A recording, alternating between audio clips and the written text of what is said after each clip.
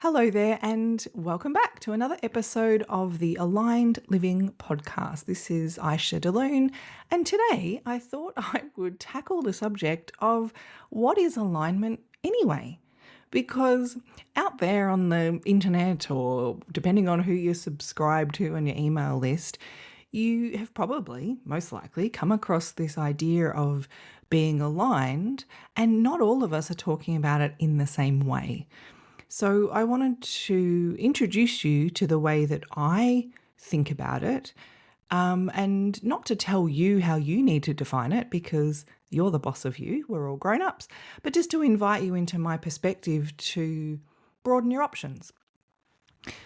So, first things first, let's just state human beings are like wildly, gloriously diverse. And there are so many elements that make up each present moment. We have these incredible bodies that are giving us moment to moment feedback about how congruently we're living. And this links to, feelings of feedback and other things that I've spoken about before. We have our mind, which is a collection really of the past, of all the things that we've heard and learned and our patterns that we developed before we even had the ability to speak. So our, mental patterning.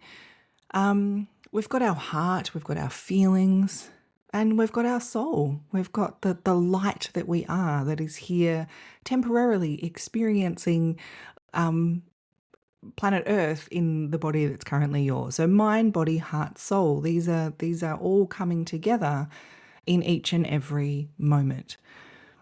Now, a lot of times that I hear other people speaking about alignment, from my perspective, they're talking about what I would say is mental alignment. So often, particularly if we, love goal achieving and we love getting things done. Years ago, we would have said type A personality, but anyone who, is getting things done, loves to set a plan, they wouldn't define it this way, but kind of micromanage life so that it ends up being how they want it to be. And some people come even into their spiritual life like this, and sometimes manifestation is even taught like this, teaching people how to micromanage the universe so it behaves in the way that we want it to, rather than relaxing into the deep knowing that, life knows what she's doing. But that's a whole other conversation. So mental alignment might look a little bit like someone's on the Titanic, but they've got a really good sense of furniture design. So they're going, everything's in alignment because I've lined up the deck chairs perfectly. But you know what? The ship is still going down. It actually doesn't matter how much you align just one element when the whole of you isn't getting attention. And if you're focused just on the deck chairs, you might be missing the other bits of feedback that are going on. Another example might be, and I've actually seen this many times when I've worked with clients, healing and doing that deep inner work after the end of a marriage. And not all the time, but sometimes they will explain to me how they felt on their wedding day, and that there were signals of incongruence there. In the lead up to it, there was gut feeling or heart feeling, or their mind was kind of throwing up. What if this? What about that thing? Oh, we're out of alignment here, or we don't share the same values there. And they can recall how they kind of used their mind to stay on track, focus on the details, make sure the flowers are right. So just kind of railed in the mind with the blinkers on, like kind of the guardrails of a bowling alley. Those cheat rails with the where the ball bounces off, just kind of railing themselves in to stay on track, ignoring all of that other feedback. So we can put as much energy as we like into making sure that life aligns the way that our mind wants it to, But really, it's basically living life in a way to avoid our triggers. And trigger avoidance isn't alignment, it's just trigger avoidance. So when we like to control things, we want things to go a certain way, and we put all our energy into that, we can often be missing the deeper, fuller, richer experience. And coming back before where I said life knows what it's doing, it's very challenging to be delightfully surprised by life when we've got that intense control in terms of trying to micromanage the outcomes. So when I'm talking about alignment, and there's nothing wrong, by the way, with having a goal and taking your action to get there. The way that I work, which is why it's called holistic life coaching, is to just make sure that all of you is on board. Because like that wedding example, sometimes it can be like one part of my brain says this, one part of my brain says this, my heart says this, my kind of cultural expectations say this other thing, my soul is yearning for this other thing. So it's kind of this mishmash of being pulled in lots of different directions. And that's before you had, family and friends and other people's opinions. This is why it's so important to have that sense. I call it a homecoming to the truth of you, coming home to that, your own alignment. Because when your body, heart, mind, and soul are all in agreement, it's so much easier to have honest conversations that invite connection and understanding, that reduces conflict, things like that, because you know where you're coming from. And we're much harder to manipulate, but that's a whole other conversation.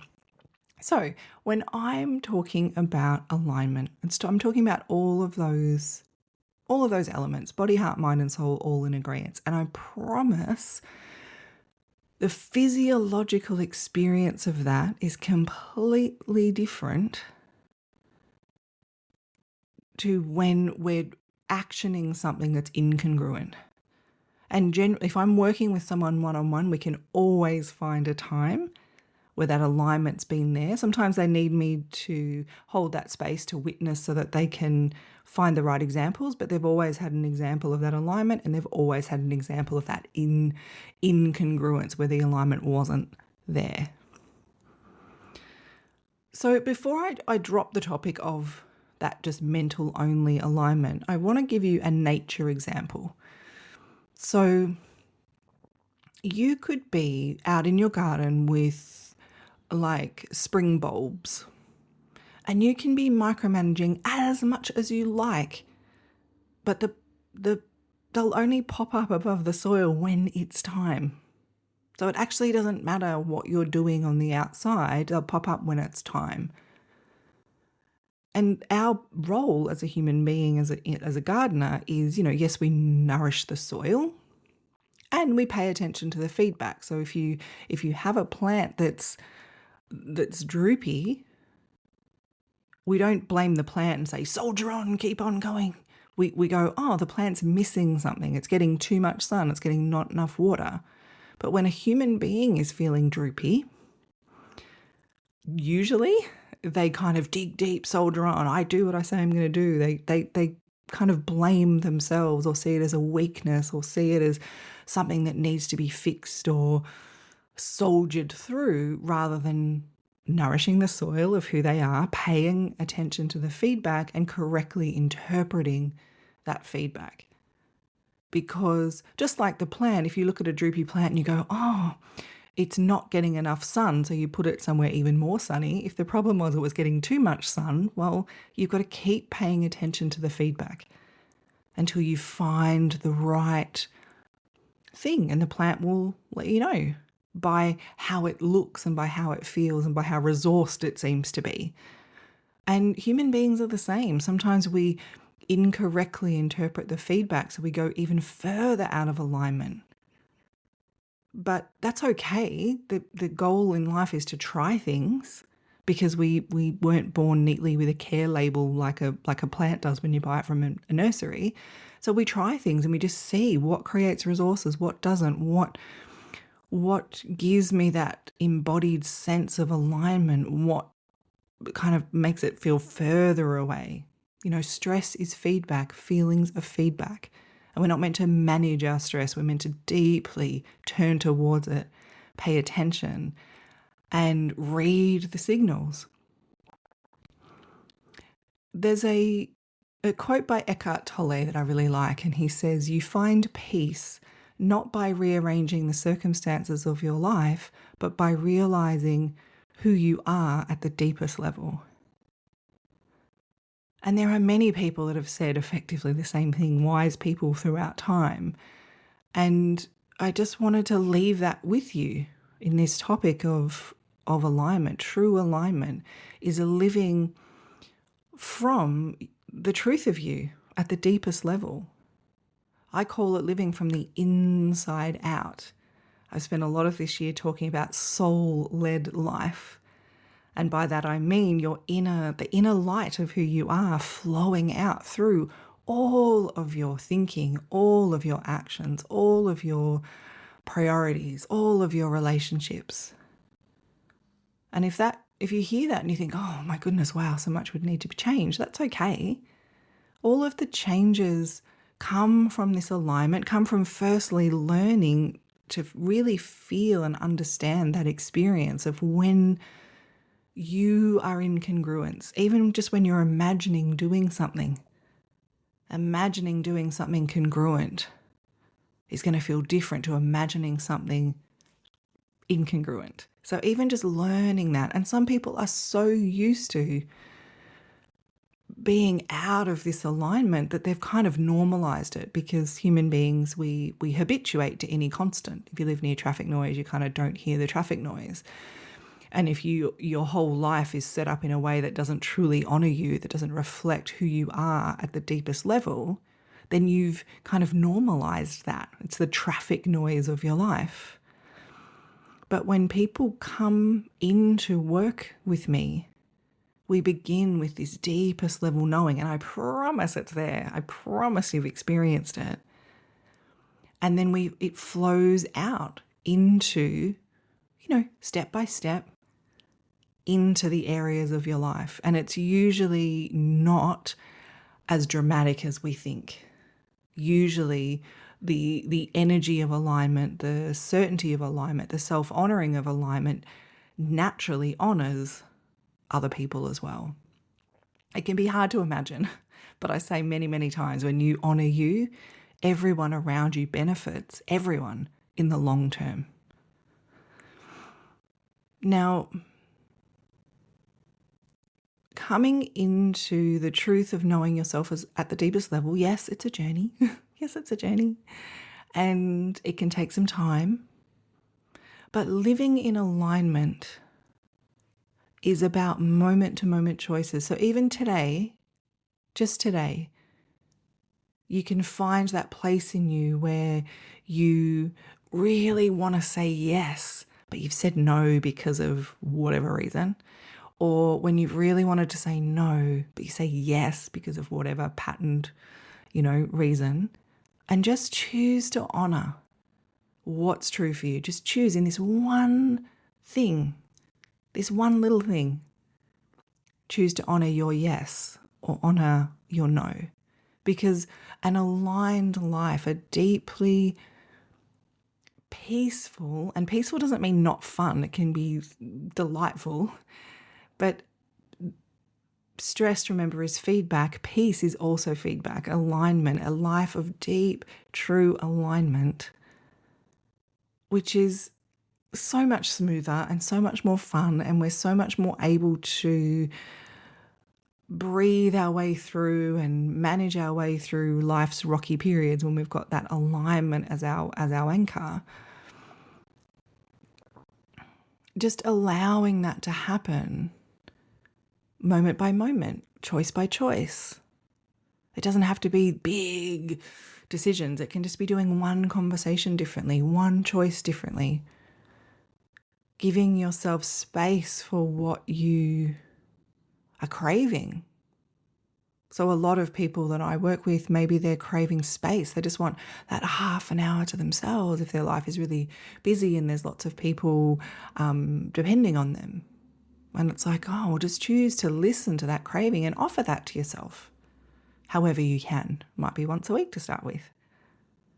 Or maybe there's a yearning for more connection, or there's a yearning for a particular type of activity. We're all so diverse, but just that's my invitation to you today, is just to look for that one place where you know you're not truly honoring you, and just give yourself just that one little choice. And each little choice can build on another and another and another. Because the deep work is different. I call holistic life coaching with me deep work. That's why I have a year-long container, I call it, of this aligned transformation that begins within and flows out, begins with this deepest level of you. And the truth of that, knowing that and using it as your guidance system for life, the practicalities of life and the deep inner experience of life, it takes time. And you can walk that journey you can walk that journey by paying attention to your feedback, turning inwards, wanting to pay attention to what your feelings are telling you, being curious and caring about yourself. We can do that, or you can reach out and get help and be supported. Either way, because it's a planet where we get to choose. We're all grown-ups and we get to choose, and we can choose our own adventure in many wonderful ways. So that is what I wanted to share with you today. I wanted to talk about alignment as wholeness, mind, body, heart, soul, all together. And I want to promise you that this is possible. It's not a pipe dream. It's not possible just for someone who doesn't have money problems or was lucky enough to marry the perfect person, or whatever kind of excuse mechanisms are there. Wherever you are in life, you have a body, heart, mind, and soul, and all of them are wise. All of them are tools for this incredible experience of life. And I invite you to start now, really listening to this innate wisdom. So I hope that inspires you, and thank you so much for being here, and I will talk with you again soon.